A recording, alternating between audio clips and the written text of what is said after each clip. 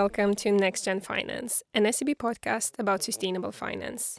My name is Lina Apsheva, I'm your host, and today I am joined by Robert Kautsky, a founding partner at Azote, a communication agency with a focus on sustainability. Robert and I will talk about corporate sustainability communication. We will discuss the existing and upcoming regulation around it, how sustainability communication has changed in the past years, things like greenwashing versus greenhushing, implications of AI, and more. So I'm certainly very much looking forward to jumping into this discussion. So, Robert, hello. Welcome to the podcast. Thank you very much, Lina, for having me. And, even if some of our listeners maybe have not heard the name Azote, I'm sure that they have seen or encountered some of the work that you've done, such as, for example, the iconic illustration of the planetary boundaries. That is very common in sustainability circles, so to say. But why don't we start with maybe you taking the lead and telling us a little bit about Azote and what exactly do you do? Well, to start with, explaining a bit about Azote, I founded this company about 20 years ago now, and we've always been working very closely with sustainability scientists. So my background was in media and communication studies, and my co-founder Jerker was in systems ecology. And we saw a need for a communications agency that was more founded in science, that understood what the researchers knew and also understood how we could convey it to other audiences with less knowledge. So often we work in this interface between science and business, and science or politics. Yeah, great. And I think it's hard to underestimate the importance of this work because these are such complex issues and it is so incredibly important to communicate them in an accessible way to the public. But, on the topic of sustainability being a very complicated topic, how do you define sustainability? And how would you say that the way that this definition or the way we communicate about it has changed in the past years? I think it has become more complex. When we started maybe 10, 15 years ago, the general idea was sort of a positive vision of sustainability. It wasn't that detailed, it was more about visionary goals. And now as we are approaching 2030, we're realizing that the transformation ahead is much more complex than we thought. And to me, a simple definition is a life within the planetary boundaries. But that means a lot more than just climate. It's all the other boundaries as well. Communicating the complexities here, I think combining the knowledge with the creativity is really important because we need to make audiences curious on the possibilities ahead, not just understand the problems, which are quite big. And one other thing that I can think of that's changed quite a bit is the regulation around sustainability, right? And in the past, even if we look at the sustainable finance specifically, in the beginning of the first pioneering sustainable finance products, they were completely based on voluntary disclosures and companies just choosing to disclose certain things and creating this transparency around these products. But now there are actually regulations in place that are actually putting requirements on companies to communicate and report on their sustainability activities, on their impacts, such as CSRD, for example, that is very much prevalent. But then there are also some regulation around specifically the communication part and how we can and cannot communicate. So could you shine some light on that? Yeah, definitely. What has been talked a lot about about the past 2 years is the Green Claims Directive from the European Union, which was almost sort of put into place, but was paused together with the pause in the bigger omnibus package. But what most people don't know, and it's about transparency, having accuracy in your claims. Ensuring that you have the data to support it, etc. You're not allowed to have any homemade stamps saying this is sustainability. It has to be third-party verified. But what most people haven't heard about is the Enhancing Consumer Directive that is actually being put into place now. So there will be a Swedish legislation proposal by the end of this year, and it will be rolled out during the next year. And it's basically the same. It's about protecting the consumers about wide and unsubstantiated sustainability claims and ensuring that they get the right facts. Yeah, immediately lots of follow-up questions in my mind about this, and finding the balance between communicating and also limiting risks of greenwashing. But let's come back to that a little bit later. And first, I actually wanted to ask you to give us a bit of a peek behind the curtain on Azote, and how are you supporting your customers in light of these regulatory changes? About a year and a half ago, we developed an AI that can scan all types of communications like text and audio, etc., and find all the green claims everywhere where you're saying that your sustainability in a number of different ways, and it creates a risk assessment of the claim based on the amount of facts that surround it. So this is something that has been really helpful to a lot of clients that have maybe hundreds or thousands of documents or web pages with a lot of different claims that have been written over a long period of time, where probably they are much more cautious now on how they talk about it, but they used to be much more loose in the use of the word green, for instance. So we can use that to scan it and create an assessment and also find all those claims. And I mean, it's not about removing all the risk. I mean, some risk in the communication can be good. If you're not saying anything, the risk is obviously zero, but that's not an option. We need to talk about the sustainability work ahead. But what we can do is to see that where we talk a lot about sustainability using these green claims, that they're actually founded in data, and that it has a meaning, a purpose. And now on the topic of AI, obviously, this is a very good example of how you can use this tool and this technology to assess risks and improve the communication. But I'm wondering, in general, if you think about AI and how widespread it's becoming in all forms of communication, and how much of, it's hard to miss it. Even just sitting on the train to come here, you see ads that are clearly made by AI and things like that. So I'm wondering, what's your view on that, and how is AI in general affecting the way we communicate? I think a lot about AI, and I use it a lot, and I think it's really interesting and challenging at the same time. There was actually a big report published by Stockholm Resilience Center and Google DeepMind that Azote helped produce that makes a synthesis of over 850 scientific papers on the use of AI. It's called AI for a Planet Under Pressure. And it has some really interesting insights. It's available on the Stockholm Resilience Center website if you want to read it.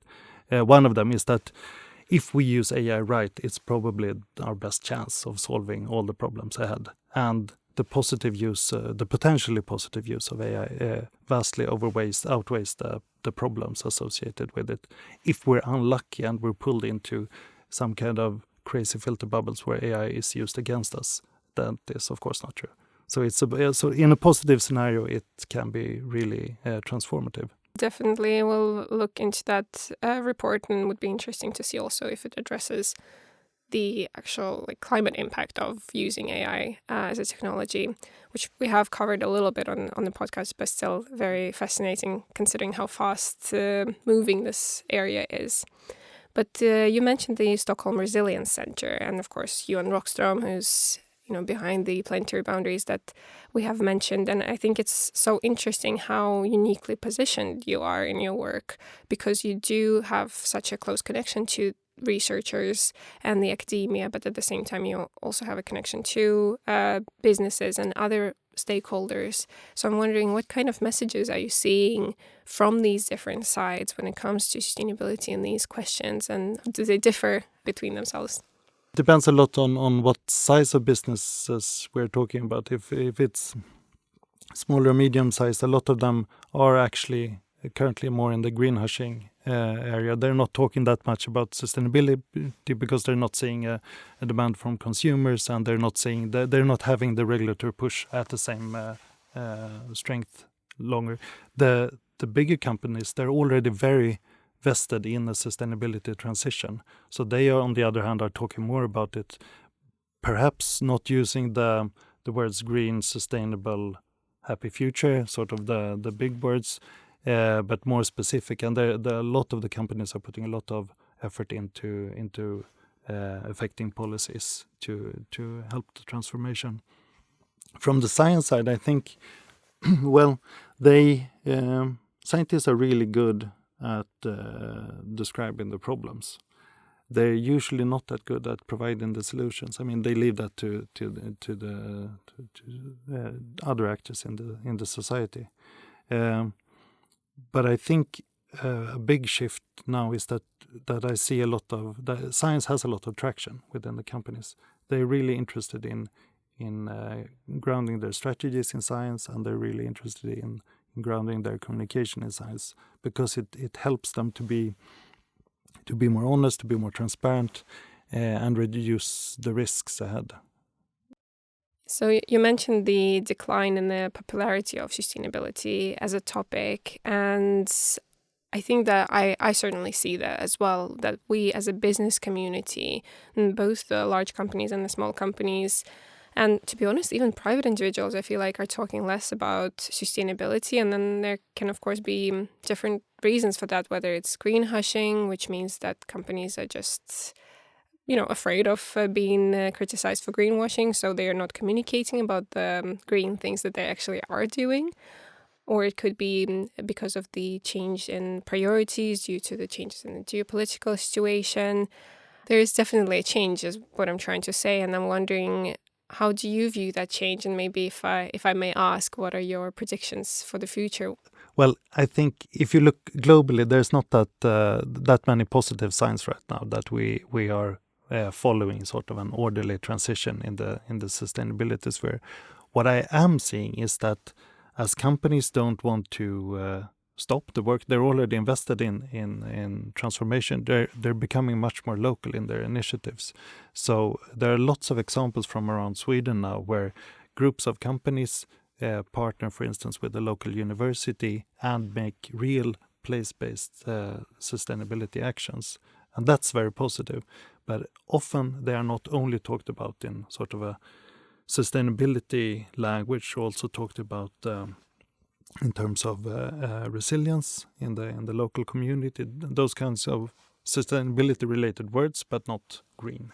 Yeah, that's something that I have definitely seen as well. But on one hand, maybe that's good, right? Because we are finally talking about social issues and kind of almost remarketing sustainability. Because one thing that I think we as a sustainability and communication community maybe did wrong was marketing sustainability as this super expensive kind of woke quote unquote thing without actually conveying the message that it is actually something that will result in clean air, clean water, better education, and all of these things that I think everyone wants. No one is going to say that I don't want to have clean water probably.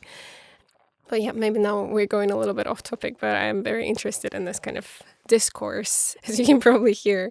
And another discourse that I recently came across on social media was the difference between kind of nuanced communication versus simple communication around sustainability. And then there are these two thoughts, and some people saying that sustainability being a complicated topic, we have to simplify it to some extent in order to make it accessible, while others are saying, well, it is complicated, so we have to keep it nuanced because otherwise we're risking greenwashing, we're risking misunderstanding. And I think especially for us in finance, this is a very relevant question because a lot of what we do is so incredibly nuanced.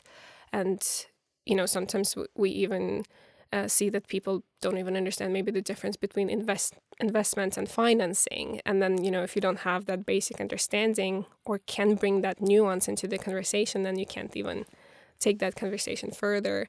So what is your view on this debate? How do we find the balance between nuance and simplicity?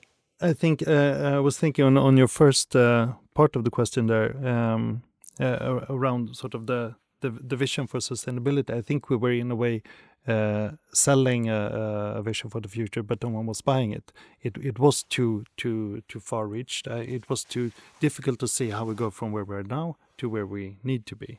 And I think that language is still sometimes there, but if we're not engaging our audiences, if they're not buying it, then it's not very successful.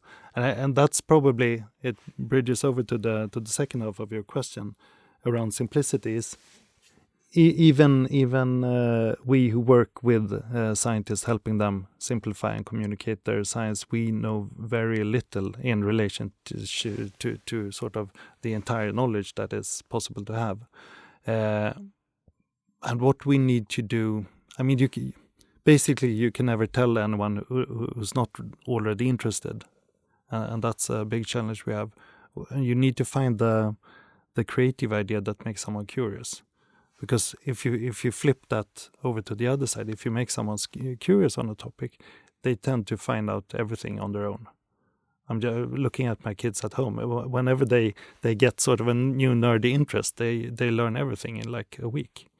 And we need to trigger people into that mindset, not sort of a school bench where authorities trying to tell them how to live their lives, but they themselves become curious on how they can transform. And I think this is happening in a lot of places, but maybe we're not seeing that much in media. That's another part of communication, the sort of the media discourses that we have currently, where there are very strong discourse on sort of a green transition failure, which of course is in partly interesting, partly relevant, and partly not very productive.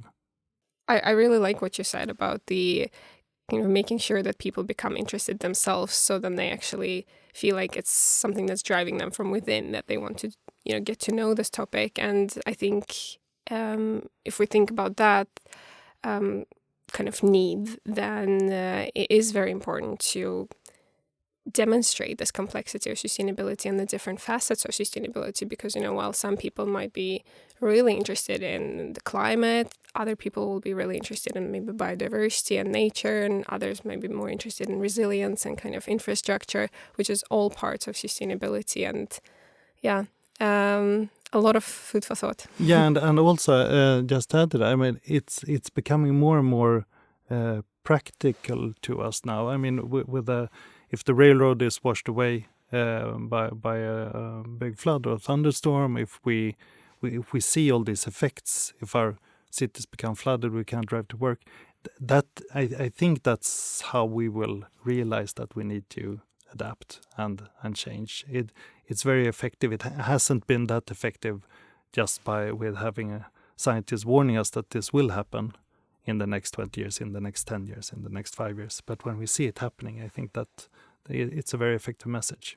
And you at Azote organize a lot of different events and webinars, and actually these opportunities for the scientists and the researchers and the business people to kind of come together and have a shared platform for exchanging knowledge. And, going back to this topic of how do we engage people or how do we engage businesses, I think one question that has come up so many times during these years when sustainability has become more and more relevant is profitability and sustainability, right? Do they go along?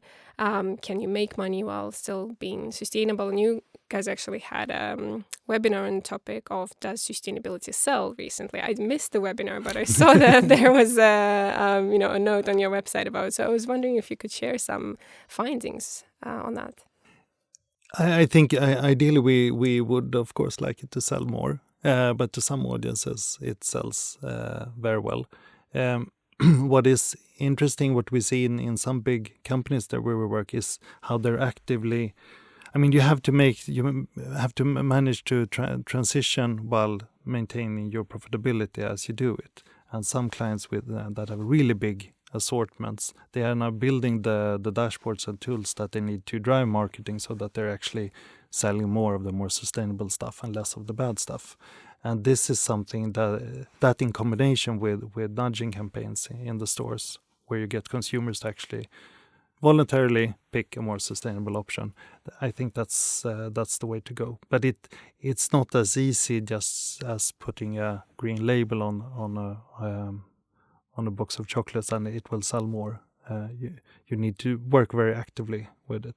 When we're talking in general about your work and the different types of projects that you're involved in, whether it's does sustainability sell and kind of reaching the consumers, or whether it's communicating scientific information such as planetary boundaries, do you have any other examples that you have been working on recently, where you have kind of created these new types of communication products around sustainability that you could share with us? One example around the planetary boundaries that I think is interesting for a lot of clients that come to us, they ask for guidance on how can we become more effective in our sustainability communication, how can we communicate, and basically what they're asking for how can we communicate around climate better.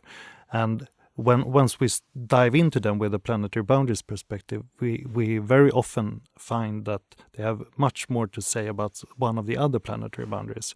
So one company, for instance, they were very climate focused, and they're in the child safety products, and we realized that the novel entities boundaries, the chemicals boundaries, is much more relevant for them to talk about, because they can make a much stronger connection also with individual health around that, and they have a much bigger impact, guaranteeing the safety of the product. So that is one kind of example. When you sort of open up to the complexity, you can actually find your own very effective take on sustainability, where you can communicate transparently about the complexities ahead, but also show very good progress and solutions. So that's just one example.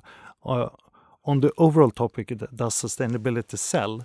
Well, if you look at the amount of organic products that are sold in Sweden now, it's going down because consumers are not that interested anymore, and probably that's because of they're pressed for money. They can't afford to pay more for sustainable products. But what we're seeing is both with the big retailers and with the producers, is that they are instead trying to shift the regular assortment so that they will still reach their sustainability goals. They need to transform the products, make them more sustainable, but maybe they're not using the sort of sustainability stamp on them as much. Wow, very interesting. And then, my kind of sustainable finance mind is then asking, like, but how are they going to connect that to sustainable financing then, if they're not labeling it as sustainable? Because a lot of the sustainable finance is kind of tied to the fact that things are labeled as green. Very interesting. And now we've had all sorts of people listening to us for the past 20-30 minutes, and I'm wondering, do you have any advice to these people that might be thinking right now, how do I kind of use this knowledge in my work and the way I communicate about sustainability and the way my company communicates about sustainability, and finding this balance between all of these things that lay on these scales? Do you have any advice on? The first one is to actually dive into the dark futures ahead. Listen to the science. Listen to Johan Rockström has an excellent TED talk he recorded last year. It's 18 minutes long, the video. Look at it and really absorb what he's saying, and then dig yourself out into the sunlight again and find a positive take on what can I actually do to make a difference. How can I do something that will actually start a transformative change? Because we need transformation. We can't adapt ourselves into a positive future, and we need to agree on those positive futures. And all the surveys that are being made shows that citizens, for instance, in Sweden, they really want change. They want a sustainable, healthy life. They want a life within planetary boundaries. So, I mean, I think basically we all agree. We're not agreed on the pathway there, but we realize that we want to get somewhere. And the solution on agreeing is to have meaningful discussions together and dialogue.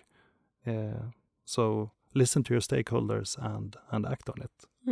Great. I love that metaphor of, digging deep in the darkness first and then emerging and finding the light.